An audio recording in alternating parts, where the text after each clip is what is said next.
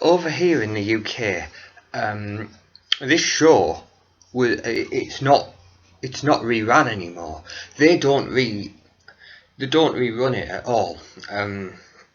From what I've read, that over in it's in some place like in the US and possibly Canada, they still rerun it, but not over here. No, no, not at all.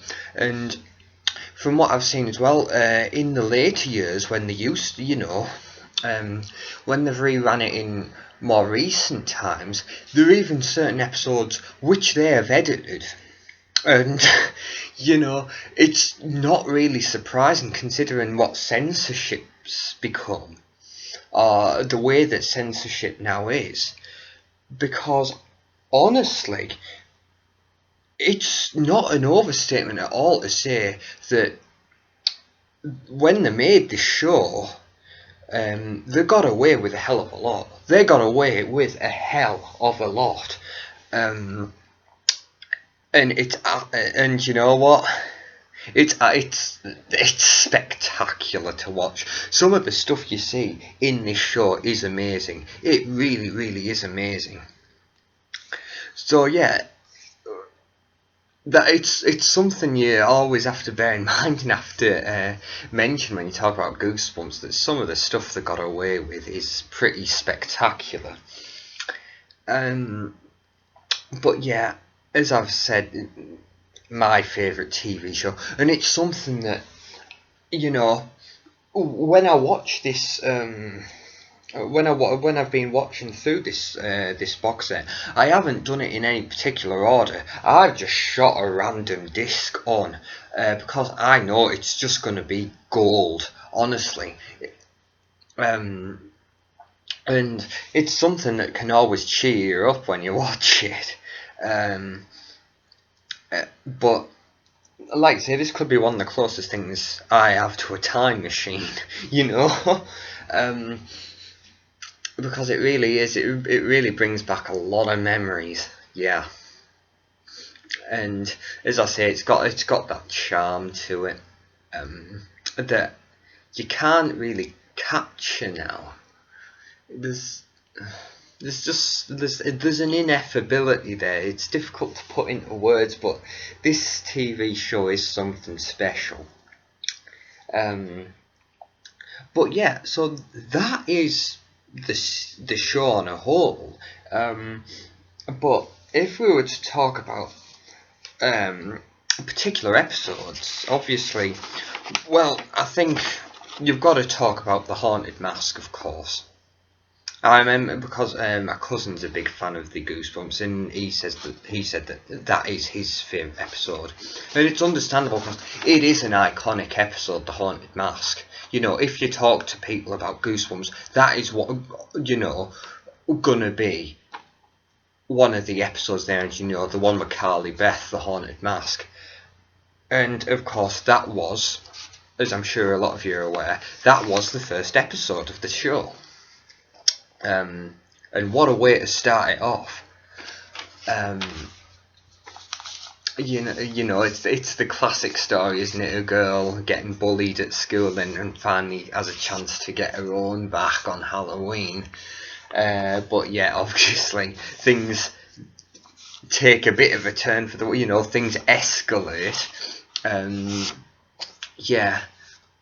One of the most iconic episodes, one of the most memorable, because again, with the old costume store and the owner of the costume store, but even that visual as well, like the mask itself, that is, there is something genuinely creepy about that mask. The effects team did a great job making that thing, because when you look at it, you get a really uneasy feeling looking at that. And the way when she puts the mask on now, obviously, they even say it, don't they? It becomes your face. Well, there's that line, this face is your face now, Carly Beth. But that's something, because that's really something that makes it creepy when she's got that mask on. The way they changed the eyes as well, they did a fantastic job of that. And I think what shines through in this show is there was a lot of passion for it, you know. There was a lot of love and people were just having fun making these damn things. And like I say, they came out in pretty rapid succession. I mean, I was looking at some of the dates, and to give you an example, because I noted the dates of when each season started and finished. And if you look at like season 1 into season 2, I found that season 1 ended on the 17th of May of 96. And then season 2 came out, started the 10th of August that same year. So not even 3 months between one season ending and another season beginning. You know, they got them out in rapid succession. And you know, apart from I think season 4 had 8 episodes, and most of those were 2-parters. So season 4 had the shorter series, but the other 3, you know, they had a hell of a lot of each one had a hell of a lot of episodes. Let's have a look. The first season had 19 episodes, hell of a lot. Season 2 had 25. And season 3 had 22, so a lot of episodes. And again, the reason for this being a 12-disc set. But yeah, I mean, fair enough, I'll admit, some episodes are better and more memorable than others. Other episodes you just watch and think, what the hell was going on when, like that. This is the bit where we get into specific episodes, like that one, Calling All Creeps. It's a memorable one, but again, it's not a particularly good one. You watch it and think, what the hell was going on when they made that? But you can ask the question, what the hell was going on up in Canada in the 90s? You know, all these strange goings on. Yeah. Where the hell did that episode come from? Calling All Creeps. And honestly, you've got to love the 90s bullies in that episode, you know, the thing. But yeah, that's the thing about the 90s. They weren't afraid to, you know, to make characters as geeky and groan-worthy as possible. They didn't care. You know, it's the 90s, so we're just going to go with it. Yeah, but Calling All Creeps is definitely one that stands out in my mind. What was great about getting this box set is I remembered the majority of the episodes that I'd seen when I watched it, you know, when it was being rerun. But there were some gems that I had forgotten about. Yeah, so again, one of the nice things about getting this set and being able to go back and rewatch them. But I suppose in fairness, with the amount of episodes they made, you're not going to remember all of them. But yeah, Calling All Creeps, you know, it's great. This whole show was great. I mean, even my cousin said, you know, when you look at the acting is terrible, but because it's so charming, it's got that 90s magic to it, you just forgive this show and you just go with it.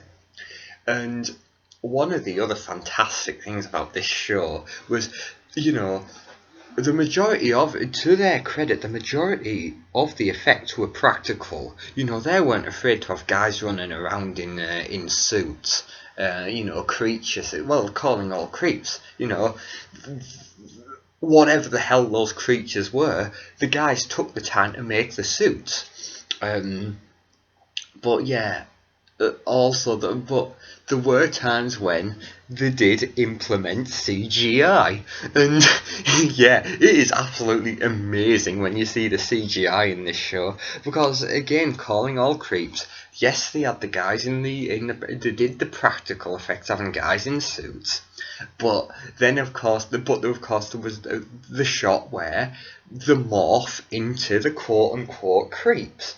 I never knew a creep was its own type of creature, but hey, according to 90s rules it is. Yeah, there were shots where people morphed into these creeps, and obviously they had to do that by way of CGI.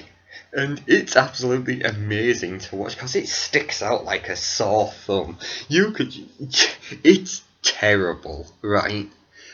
As you guys probably know, who have gone back and rewatched this show, but you don't, you don't call the damn thing out on it. You just accept it and you just go with it because it's Goosebumps and because it's got that 90s magic about it. And calling all creeps, that was another one that followed that, concept, kid getting bullied at school and then, gets the chance to, get revenge, get his own back,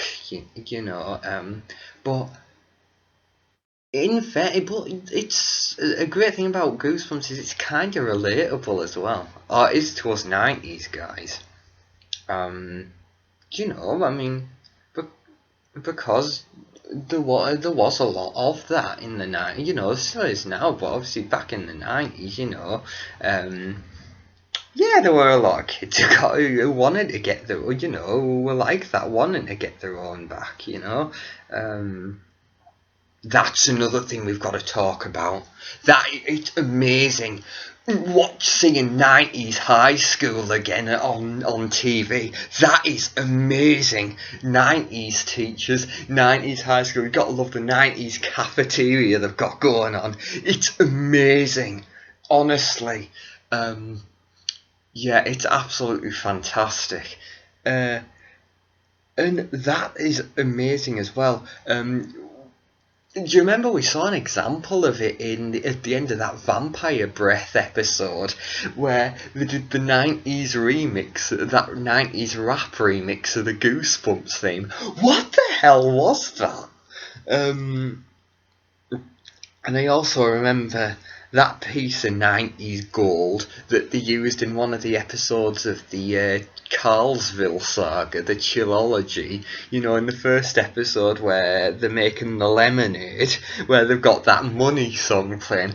That is gold. It's absolutely fantastic. Yeah. But it's true though, with this TV show, you had to be there. I mean,